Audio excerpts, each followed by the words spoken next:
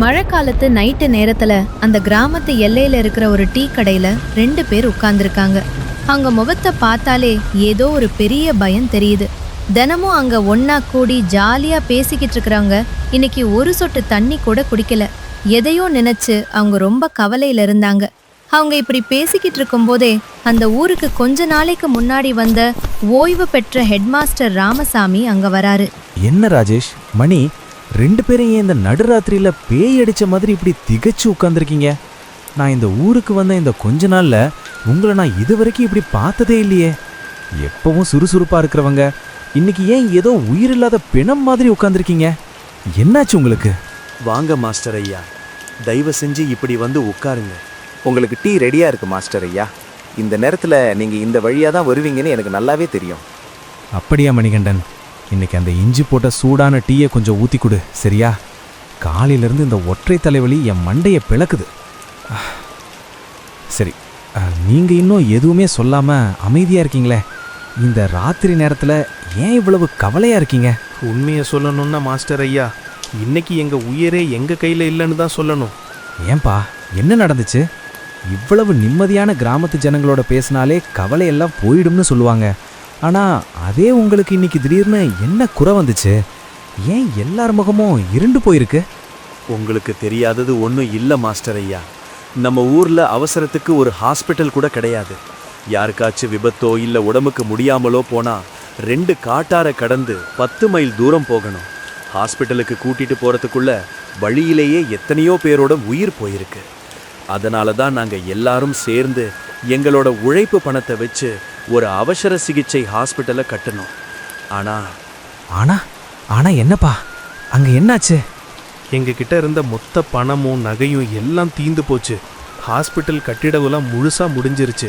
ஆனா அதுக்கு உள்ள போடுறதுக்கான பெட்டுகளையும் மருத்துவ உபகரணங்களையும் வாங்க இன்னும் பணம் இல்லை. எங்ககிட்ட இப்போ ஒரு பைசா கூட மிஞ்சல. இனிமே என்ன பண்றதுன்னே எங்களுக்கு புரியல. ஓஹோ, அப்படியா விஷயம்? என்கிட்டயும் கொஞ்சம் பணம் இருந்தது தான். ஆனால் அதெல்லாம் என் பொண்ணோட கல்யாணத்துக்கு செலவாகிடுச்சு. ஆனால் ஒன்று, அந்த பழைய ஆலம்பட்டி கிராமத்து எல்லையில் எனக்கு சொந்தமான ஒரு பூர்வீக நிலம் இருக்குது. அதை விற்றுட்டா ஒரு பெரிய தொகை கிடைக்கும். அதை வச்சு ஹாஸ்பிட்டலுக்கு தேவையான எல்லா பெட்டுகளையும் வாங்கிடலாம்னு நம்புகிறேன். நீங்கள் என்ன சொல்கிறீங்க? இதை நீங்கள் எப்படி செய்ய முடியும்? என்ன இப்படி பேசுறீங்க மாஸ்டர் ஐயா? ஆமாங்க, உங்க பூர்வீக நிலத்தையே வித்துடுதீங்களா? எனக்கு இன்னும் ஒரே ஒரு வருஷம்தான் வேலை பாக்கி இருக்கு. நான் என் மனசை தேத்திக்கிட்டேன்ப்பா. இந்த ஊரில் எனக்கு கிடைச்ச இந்த அன்பை வச்சே என் மீதி காலத்தையும் உங்களோடவே கழிச்சிடலாம்னு முடிவு பண்ணிட்டேன். ஏன் என்னை உங்க கூட வச்சுக்க மாட்டீங்களா என்ன? அது மட்டும் இல்லாமல் இது புண்ணியமான காரியம். கடவுள் இப்படிப்பட்ட நல்ல வாய்ப்பை எல்லா நேரத்துலையும் நமக்கு கொடுத்துட மாட்டாரு. ராஜேஷ், மணி, மணிகண்டன் 3 பேரோட கண்ணுலையும் கண்ணீர் முட்டிக்கிட்டு வந்துச்சு. 3 பேரும் கைகளை கூப்பி ராமசாமி மாஸ்டருக்கு அவங்க நன்றியை சொன்னாங்க. அடடே, என்னப்பா நீங்க இதுக்கெல்லாம் போய் கலங்குறீங்க? சரி, நான் சொல்றதை கேளுங்க. நாம நாளைக்கே அங்கே கிளம்புறோம். ரொம்ப நாளாக சில புரோக்கர்கள் என்கிட்ட அந்த நிலத்தை கேட்குறாங்க. இந்த தடவை பேசி பார்த்து அவங்ககிட்டயே அதை வித்துடலாம். மறுநாள் விடியற்காலையில இருட்டா இருக்கும் போதே ராமசாமி, ராஜேஷ், மணி 3 பேரும் ஆலம்பட்டி கிராமத்தை நோக்கி புறப்பட்டாங்க. அவங்க ரயில்ல பயணம் செஞ்சுட்டு இருக்கும்போது வெளியில பயங்கரமான பேய் மழை பெஞ்சிட்டு இருந்தது. வானம் முழுக்க கருத்த மேகங்களா இருந்தது. பலத்த காத்தும் வீசிட்டு இருந்தது. இந்த மழை என்னடானா நிக்கிற பாடாவே தெரியல. ஏதோ சகுனம் சரியில்லாத மாதிரி தோணுது. நானும் அதை தான் யோசிச்சுட்டு இருக்கேன். இவ்வளவு மழையில நாம எப்படி போவோம்? அங்கே ஒரு பாழடைந்த சுடுகாடாற்றையும் நாம கடந்து போகணுமே.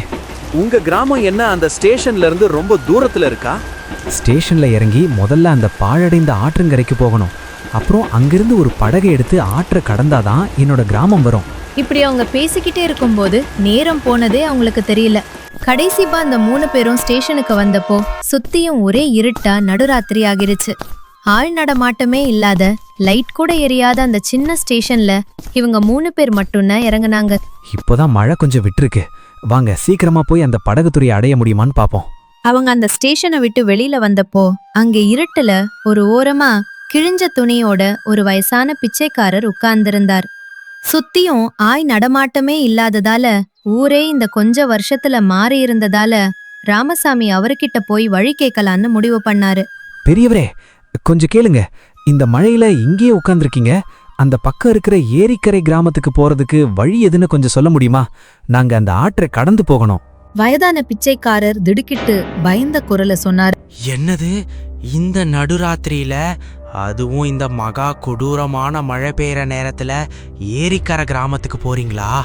தம்பிங்களா, வேண்டவே வேண்டாம். இப்போ அங்க போறது உங்களுக்கு பயங்கரமான நடுக்கத்தை கொடுத்துடும். ஏன் பெரியவரே அப்படி சொல்றீங்க? அங்க என்ன அவ்வளவு பெரிய ஆபத்து இருக்கு? உங்களுக்கு விஷயம் தெரியாது தம்பி.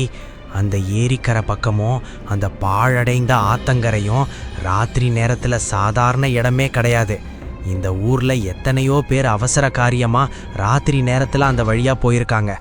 ஆனா அங்கே நடக்கிற விசித்திரமான விஷயங்களை பார்த்துட்டு எல்லாரும் பயந்து அலறி அடிச்சுக்கிட்டு ஊருக்குள்ள ஓடி வந்திருக்காங்க. ராஜேஷ் பயத்துடன் சொன்னான். அலறி அடிச்சுக்கிட்டு ஓடி வந்தாங்களா? அப்படி அங்க என்னதான் நடக்குது தாத்தா? மழை காலத்து நள்ளிரவு நேரத்தில் அந்த ஏரிக்கரை வழியா போகும்போது யாரோ பின்னாடி இருந்து விசித்திரமா கூப்பிடுற மாதிரி சத்தம் கேட்கும். சுத்தியும் யாரும் இருக்க மாட்டாங்க. ஆனா அழுதுகிட்டே ஏதோ உதவி கேட்குற மாதிரி விசித்திரமான குரல்கள் காத்துல மிதந்து வரும். அந்த சத்தத்தை கேட்டு ஏதோ அமானுஷ்ய நடமாட்டம் இருக்குன்னு பயந்து போய் போனவங்க எல்லாரும் வண்டிகளையும் உடைமைகளையும் அப்படியே போட்டுட்டு பித்து பிடிச்ச மாதிரி ஓடி வந்திருக்காங்க. அதனால தான் சொல்கிறேன், இன்னைக்கு ஒரு ராத்திரி மட்டும் எப்படியாச்சும் இந்த ஸ்டேஷன்லேயே தங்கிடுங்க. பொழுது விடிஞ்சதுக்கு அப்புறம் போங்க. இந்த நள்ளிரவு நேரத்தில் அங்கே போனால் பயத்தில் உங்களுக்கு காய்ச்சலே வந்துடும். ராமசாமி மனதை தேற்றிக் கொண்டு சொன்னார். உங்க எச்சரிக்கைக்கு ரொம்ப நன்றி பெரியவரே. ஆனா நாங்க ஒரு நல்ல காரியத்துக்காக அவசரமா போக வேண்டியிருக்கு. கடவுள் கைவிட மாட்டாருன்னு நம்புறோம். வாங்க தம்பிகளா, நாம போவோம். அவங்க 3 பேரும் ஊருக்குள்ள நடக்க ஆரம்பிச்சாங்க. சுத்தியும் ஒருத்தர் கூட கண்ணுல படல. மழையால மத்த நாளை விட அன்னைக்கு ராத்திரி ரொம்ப பயங்கரமான கும்மிருட்டா இருந்தது. அந்த இருட்டு அந்த இடத்தையே ஏதோ ஒரு விசித்திரமான உலகம் மாதிரி மாத்தி இருந்தது. அவங்க அந்த ஸ்டேஷனுக்கு பக்கத்துல இருந்த ஒரு ஆலமரத்துக்கு அடியில வந்து நின்னாங்க. இங்கதான் எப்பவும் வண்டிகள் நிக்கும். இன்னைக்கு பார்த்து ஒரு வண்டியை கூட காணோம். இந்த மழை காலத்துல என்ன கிடைக்கும் சொல்லுங்க? இவ்வளவு மழையில இந்த நடுநிரவு நேரத்துல கடைசி வண்டியை பிடிச்சு யாராவது வருவாங்கன்னு வண்டிக்காரங்க கூட எதிர்பார்த்திருக்க மாட்டாங்க. இப்போ என்ன பண்றது மாஸ்டர் ஐயா? வாங்க, பேசாம நடந்தே போயிடுவோம். எனக்கு வேற வழியே தெரியலப்பா.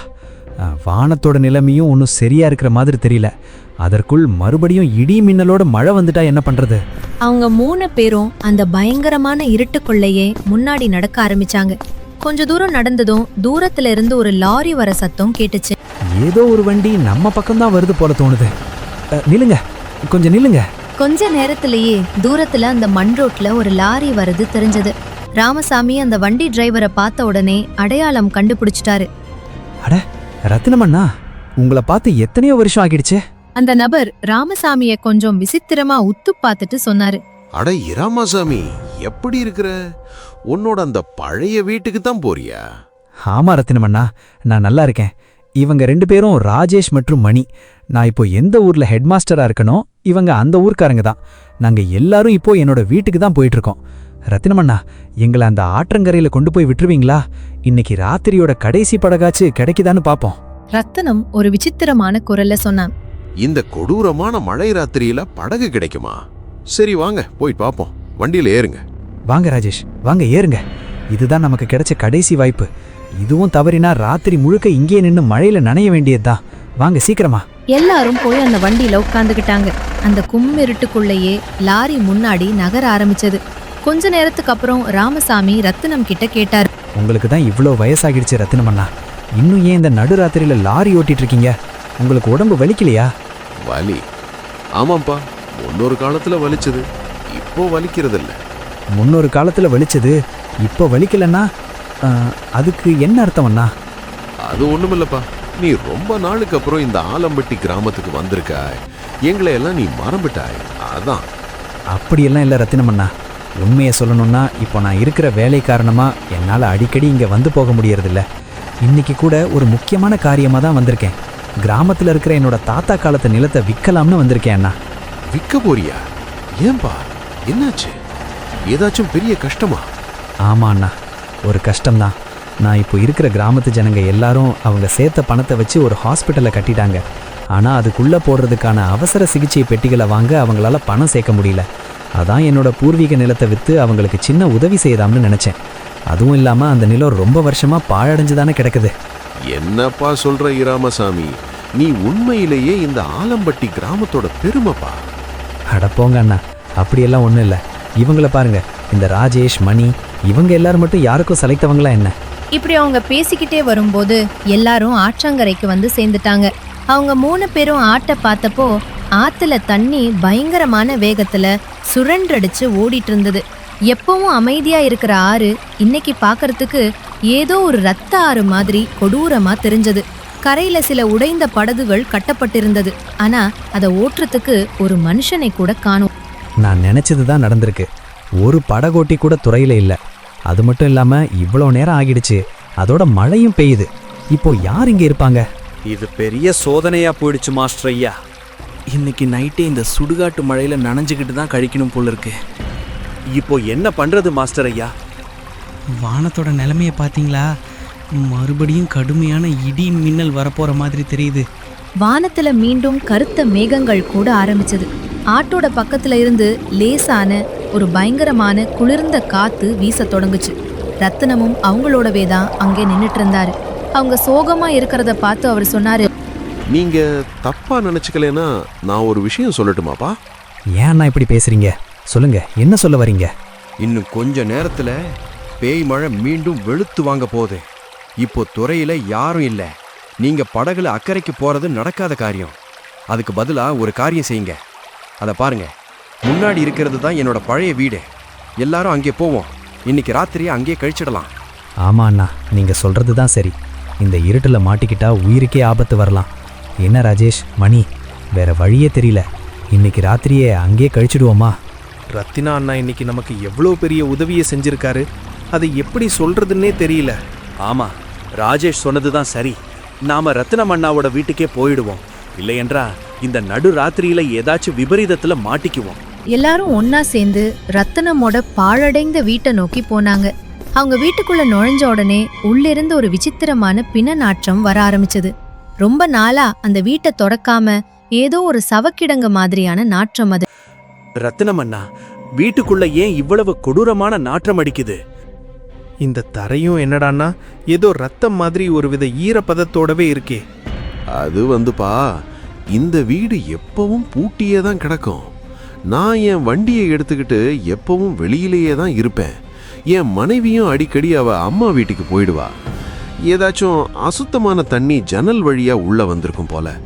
சரி, நீங்க அதையெல்லாம் யோசிச்சுட்டு இருக்காதீங்க. இதோ என் மனைவி ஜானகி இங்கதான் இருக்கா. அவங்க விளக்கு வெளிச்சத்தை உத்து பார்த்தப்போ அங்க இருட்டுல ஒரு ஓரமா ஜானகி அம்மா அமைதியா உட்கார்ந்திருந்தாங்க. அவங்க முகம் லேசா வெளுத்து போய் விசித்திரமா இருந்தது. அட ஜானகி அம்மா, நீங்க இன்னும் இந்த வீட்லயே தான் இருக்கீங்களா? உடம்பு ஏதோ இவ்ளோ பலவீனமா இருக்கிற மாதிரி தெரியுது. ஜானகி அம்மா அமைதியான லேசான குரல்ல சொன்னாங்க, வாங்க இராமசாமி. என் கணவர் எப்பவும் லாரி எடுத்துட்டு வெளியே போனாலும் அவர் வர்ற வரைக்கும் நான் தூங்காம அவருக்காக காத்துட்டே இருப்பேன். இன்னைக்கும் அப்படிதான் அவருக்காக காத்துட்டே இருந்தேன். கொஞ்சம் உடம்பு சரியில்லை, இருங்க. நீங்க எல்லாரும் பசியோடு இருப்பீங்க, நான் சாப்பாடு எடுத்துட்டு வரேன். ஜானகி அம்மா உள்ள போய் வாழை இலையில சுட சுட இட்லியும் சட்னியும் கொண்டு வந்து அவங்களுக்கு பரிமாறினாங்க. அவங்க பரிமாறும்போது கைகள் எல்லாம் ரொம்ப குளிர்ந்து ஐஸ் கட்டி மாதிரி இருந்தது. மணிக்கும் ராஜேஷுக்கும் விசித்திரமா தெரிஞ்சது. இருந்தாலும் பசியில எல்லாரும் சாப்பிட்டு முடிச்சாங்க. அந்த அறையோட மூலையில ஒரு உடைந்த ஜன்னல் வழியா லேசான ஒரு விசித்திர வெளிச்சம் உள்ள வந்துகிட்டு இருந்தது. வீட்ல பெருசா சாப்பிட எதுவும் இல்லப்பா. உங்களுக்கு இந்த நேரத்துல பெருசா எதுவும் சமைச்சு போட முடியலப்பா. இட்லி தான் இருக்கு. நீங்க அதை பத்தி எல்லாம் கவலைப்படாதீங்க அண்ணா. இந்த மோசமான நடுநிரவுல தங்குறதுக்கு ஒரு இடமும் சாப்பாடும் கிடைச்சது, அதுவே எங்களுக்கு போதும். நீங்க மட்டும் இன்னைக்கு இல்லைனா இந்த ஆபத்தான ராத்திரியை நாங்க எப்படி தள்ளிருப்போன்னு நினைச்சாலே நடுங்குது. அட, அதெல்லாம் ஒண்ணும் இல்லப்பா. சரி, நீங்க படுத்து தூங்குங்க. அப்புறம் நீங்க எங்க படுப்பீங்க?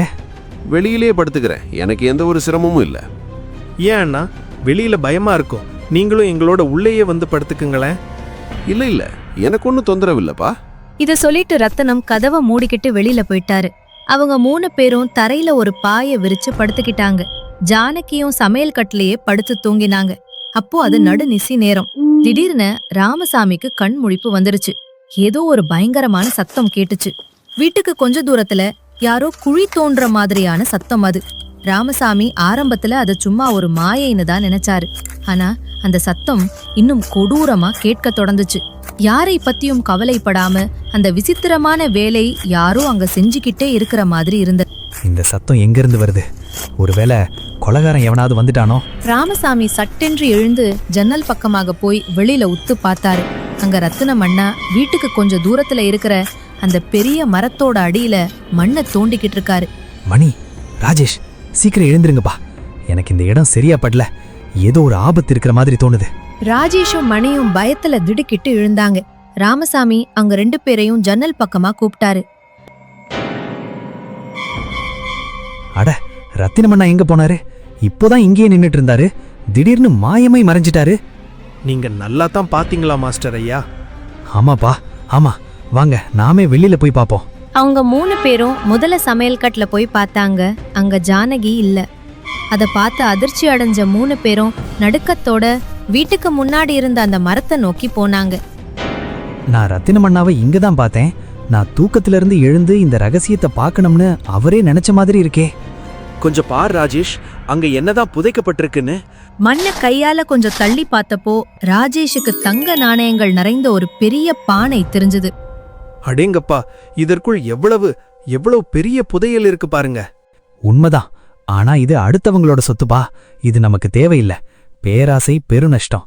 அது எப்படி இருந்ததோ அப்படியே பத்திரமா மூடி வச்சிருங்க. வாங்க, இங்கிருந்து உடனே கிளம்பலாம். அப்போ அந்த மரமே ஒரு உலுக்கு உலுக்கி ஆடுச்சு. 3 பேரும் அண்ணாந்து பார்த்தப்போ அங்கே நீள கால்களோட 2 கொடூரமான பேய் முகம் மரத்து மேல உட்கார்ந்திருந்தது. பயப்படாத இராமசாமி, நான் தான் ரத்தினம். அப்புறம் இவ என் மனைவி ஜானகி.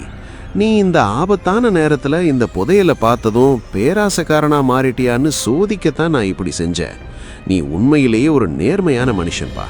நீ நினைச்சிருந்தா இந்த பணத்தை எளிதா எடுத்துட்டு போயிருக்கலாம். நானும் உயிரில்லாத ஒரு ஆவி. உங்க 3 பேர் முன்னாடியும் என்னால ஒன்னும் செஞ்சிருக்க முடியாது.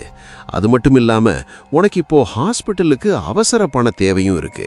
இங்கேயோ இவ்வளவு புதையல் கிடக்குது. ஆனா நீ நேர்மையா நடந்துகிட்டாய். ஆனா நீங்க? நான் 1 வருஷத்துக்கு முன்னாடியே ஒரு கொடூரமான விபத்துல இறந்துட்டேன்பா. ஒரு நாள் நான் என் லாரியை ஓட்டிக்கிட்டு அந்த ரயில்வே பாதையை கடக்க முயன்றேன். அப்போ ஒரு அதிவேக எக்ஸ்பிரஸ் ரயில் வந்து மோதி என் உடம்பே செதஞ்சு போச்சு. நான் இறந்துட்டேன். ஆனா நான் கஷ்டப்பட்டு சேர்த்த இந்த தங்கத்தோட மேல இருந்த ஆசையினால எனக்கு இன்னும் ஆன்ம சாந்தி கிடைக்காம இருந்தது. நான் விபத்துல திடீர்னு இறந்த விஷயம் கூட தெரியாம என் மனைவி ஜானகி நான் வர்ற வழியையே பார்த்துக்கிட்டு இந்த வீட்டுக்குள்ளேயே பசியோடவும் கடுமையான காய்ச்சலோடவும் கிடந்தாப்பா. அவளை கவனிச்சிக்க ஒரு சொட்டு தண்ணி கொடுக்க கூட இந்த ஊர்ல ஆள் இல்ல. கடைசியில சாப்பாடும் தண்ணியும் இல்லாம என் நினைப்போடவே அந்த வீட்டுக்குள்ளேயே பரிதாபமா இறந்து போயிட்டாப்பா. அவ உடம்பு விட்டு உயிர் போனாலும் அவளோட ஆவி என்னோடவே சேர்ந்து இந்த நல்ல காரியத்துக்காக காத்துக்கிட்டு இருந்தது. ஆமாமி ராமசாமி, எங்களை போல அவசரத்துக்கு ஒரு ஹாஸ்பிட்டலோ கவனிக்க ஆளோ இல்லாம எந்த உயிரும் போகக்கூடாது. அதுக்காகத்தான் நாங்க இந்த நல்ல காரியத்துக்காக காத்துட்டு இருந்தோம். நீங்க நேர்மையானவங்கன்னு நிரூபிச்சிட்டீங்க. இந்த புதையலை எடுத்துக்கோங்கப்பா. அப்போதான் எங்க 2 பேரோட ஆன்மாவும் ஒன்னா சேர்ந்து நிம்மதியா சாந்தி அடையும். எனக்கு ஒரு நல்ல மனுஷனை தேடிக்கிட்டு இருந்த. இன்னைக்கு அவன் எனக்கு கிடைச்சிட்டான். இந்த புதையலை எடுத்துக்கிட்டு போய் அந்த அவசர சிகிச்சை ஹாஸ்பிட்டலுக்கு தேவையான பெட்டுகளை வாங்கிடு. உன்னோட பூர்வீக நிலத்தை நீ விற்க வேண்டிய அவசியம் உனக்கு கிடையாது ராமசாமி. இங்க இருக்கிற தங்கத்தை வச்சே எல்லா வேலைகளும் முடிஞ்சிடும். ரத்தினமண்ணா, இப்போ எங்களுக்கு முக்தி கிடைச்சிடும். நீங்க எல்லாரும் ஜாக்கிரதையா இருங்கப்பா. இத சொல்லிட்டு ரத்தனம் மற்றும் ஜானகியோட அந்த பயங்கரமான முகம் காத்துல அப்படியே மறைஞ்சு போச்சு. அவங்க 3 பேரும் அந்த புதையல் பானையையே திகைப்போடு உத்து பார்த்துக்கிட்டு நின்னாங்க. மழை பெய்கிற ராத்திரியில ஒரு பாழடைந்த பேய் வீட்டுல கழிச்ச அந்த நொடிகள் அவங்க மனசுல என்றைக்குமே மறக்க முடியாத ஒரு பயங்கரமான நினைவா அப்படியே தங்கிடுச்சு. மறுநாள் விடியல்ல ராமசாமி மாஸ்டர், ராஜேஷ் மற்றும் மணி 3 பேரும் அந்த தங்க நாணயங்கள் இருந்த புதையல் பானைய பத்திரமா ஊருக்கு கொண்டு வந்தாங்க. ரத்தினமண்ணாவின் ஆசைப்படியே ராமசாமி மாஸ்டர் அந்த புதையல் பணத்தை முழுசா வச்சு அவங்க ஆசையா கட்டின அந்த அவசர சிகிச்சை மருத்துவமனைக்கு தேவையான அதிநவீன பெட்டுகளையும் தரமான மருத்துவ உபகரணங்களையும் உடனே வாங்கி போட்டாங்க. சில வாரங்கள்லயே அந்த மருத்துவமனை முறைப்படி திறக்கப்பட்டு செயல்படத் தொடங்குச்சு. சுத்துப்பட்டு கிராமத்துல இருக்கிற ஏழை எளிய நோயாளிகள் எல்லாரும் அங்க வர ஆரம்பிச்சாங்க. ரொம்ப குறைந்த செலவுல காசு பணம் இல்லாதவங்களுக்கும் அங்க அன்போடு அவசர சிகிச்சை தந்து காப்பாத்தினாங்க. மாஸ்டர் ஐயா, இப்போ நம்ம ஊர் ஜனங்க யாருமே விபத்துலயோ இல்ல சரியான நேரத்துல சிகிச்சை கிடைக்காமலோ வழியிலேயே உயிர் விட வேண்டிய அவசியம் இல்லைங்கய்யா. எல்லாரும் ரொம்ப குறைந்த செலவுல நல்லபடியா குணமாகி வீட்டுக்கு கிளம்புறாங்க. ஆமா மணி, இன்னைக்கு நம்ம ஹாஸ்பிட்டல்ல இருக்கிற ஒவ்வொரு பெட்டும், அங்கே குணமாகிட்டு இருக்கிற ஒவ்வொரு உயிரும் அந்த ரத்தினா அண்ணாவுக்கும் ஜானகி அம்மாவுக்கும் சேர்த்து வச்ச புண்ணியந்தான். அவங்க போட்ட பிச்சை தான் இன்னைக்கு இத்தனை பேரோட முகத்துல சிரிப்பா இருக்கு. உண்மைதான் தம்பிகளா. அவங்க 2 பேரோட ஆன்மாவும் இப்போ கண்டிப்பா மேலிருந்து நம்ம எல்லாரையும் பார்த்து ஆசீர்வதிச்சுக்கிட்டு இருக்கோம். அவங்களோட புனிதமான லட்சியம் இன்னைக்கு நிறைவேறிடுச்சு. மருத்துவமனையின் வாசலில் ரத்தினம், ஜானகி தம்பதியரின் புகைப்படத்திற்கு முன்னாடி ஒரு நெய் விளக்கு எரிஞ்சித்திருந்தது. மனிதன் விட்டுச் செல்வது சொத்து அல்ல, நல்ல பெயரும் நல்ல செயல்களும் தான். இந்த கதை உங்களுக்கு பிடிச்சிருந்தா ஹைப் பட்டன் கிளிக் பண்ணிட்டு லைக் பண்ணுங்க, ஷேர் பண்ணுங்க, சப்ஸ்கிரைப் பண்ண மறக்காதீங்க. நன்றி, வணக்கம்.